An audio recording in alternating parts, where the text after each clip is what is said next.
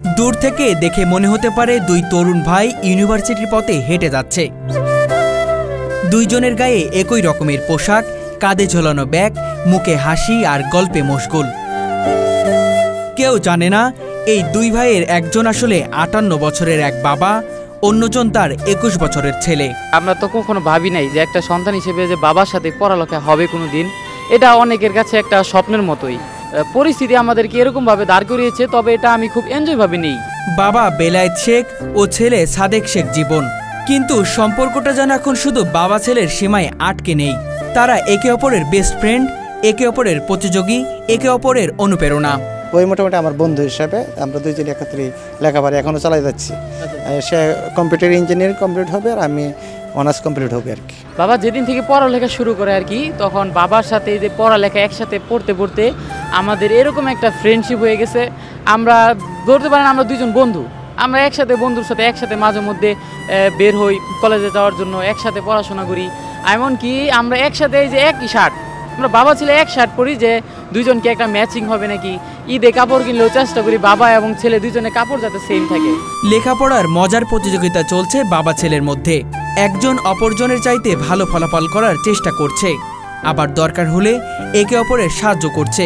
বাবার পরীক্ষার প্রস্তুতি আমার পরীক্ষার প্রস্তুতি প্রায় কাছাকাছি বলতে পারেন, একসাথে পরীক্ষার প্রস্তুতিগুলো হয়।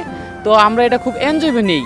এই যে আব্বুর পড়া পড়তেছে, লিখতেছে, আমি আমারটা পরীক্ষার প্রস্তুতি নিচ্ছি। এমনকি ইদানিং যে রানিং পড়াশোনা করছে, এখনো পরীক্ষাগুলো প্রায় সেম আমাদের হয়, সেমিস্টারগুলো প্রায় পাশাপাশি।